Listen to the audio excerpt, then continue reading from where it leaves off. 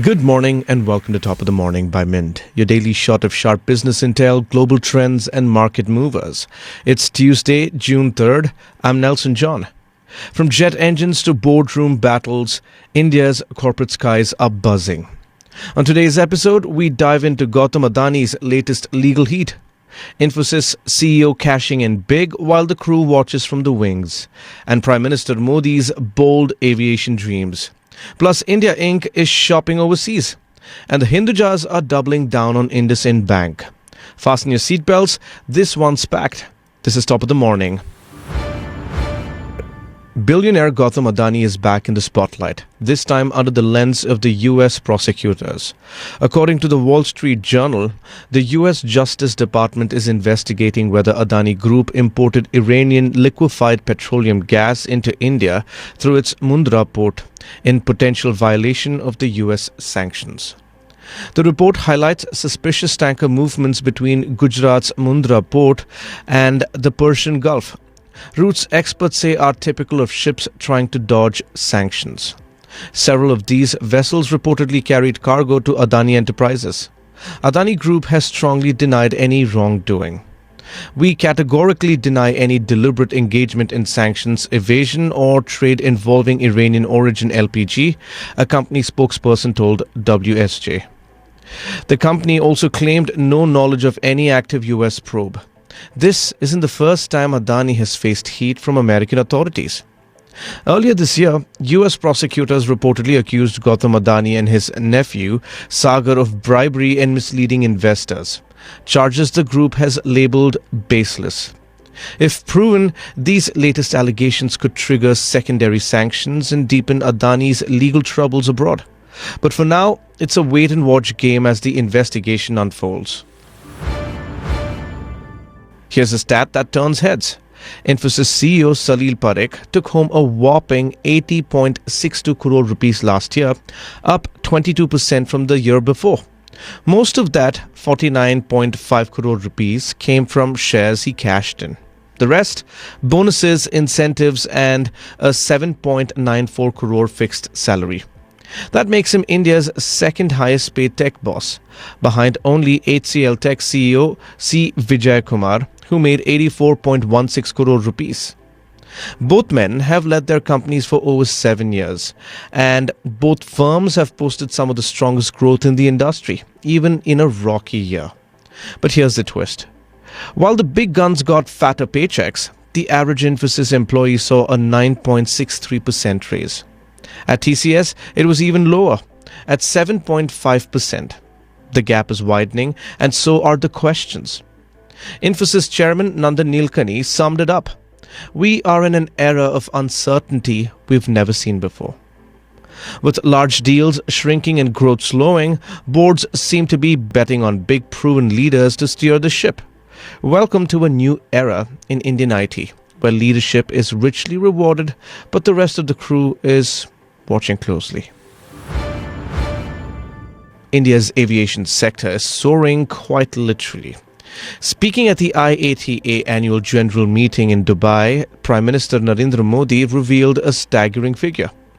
Indian carriers have placed orders for over 2,000 aircrafts. This is just the beginning of a transformative journey, he declared, calling the industry a symbol of policy leadership, innovation, and inclusive development. Modi noted that India is now the world's third largest domestic aviation market, and it's only getting bigger. From just 74 airports in 2014, the country now boasts 162 airports. Air passenger traffic has hit 240 million annually and could double to 500 million by 2030. A major catalyst?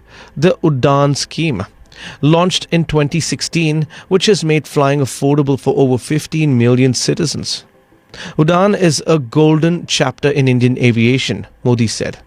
It's a moment of inflection, he stressed, urging global players to invest in Indian skies backed by simplified regulations, easier compliance and a friendly tax regime. The last time IATA met in India was in 1983.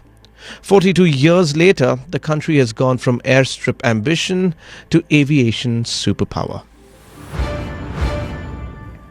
Indian companies are setting their sight far beyond home turf. From tech to pharma to manufacturing, India Inc. is ramping up overseas acquisitions. And JP Morgan says that this is just the beginning. India outbound could be quite relevant in the next 3 to 5 years, said Nitin Maheshwari, co-head of investment banking at JP Morgan India. With stronger balance sheets and higher market valuations, Indian firms are now having the firepower to shop abroad. Listed securities are a valuable currency, he said. Co-head Ravi Shankar pointed out that the capital markets are playing a key role. If Indian firms are trading at high multiples, their ability to pay top dollars for global assets increases, he said. Big deals are already happening. Infosys snapped up 2 tech firms, the missing link in Australia and MRE Consulting in the US. Intas Pharma bought the US-based Coherus Biosciences for $558 million. CET acquired Camso for $200 million. Now, the next big push? Manufacturing. Auto components, specialty chemicals and pharma are all hot targets, reports Min's Ranjani Raghavan and Sneha Shah. As global companies rethink supply chains, Indian firms are swooping in with tech, scale and capital to back them.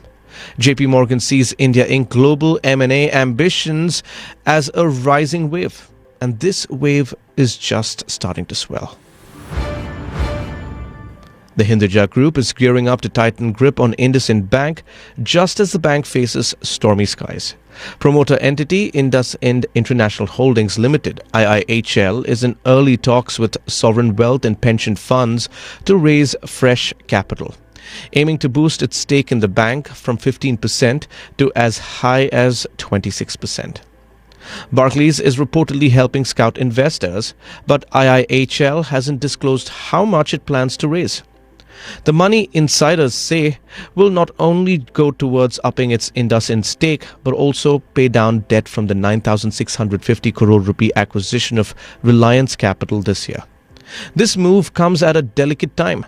IndusInd Bank is reeling from a 2,100 crore rupee derivative accounting lapse, CEO exits, and a nearly 9% dip in share price since March. That's precisely why Ashok Hinduja called it an opportune time to buy in. Backed by RBI's node, IIHL is now arming itself with cash to strike when the price is low and sentiments shaken.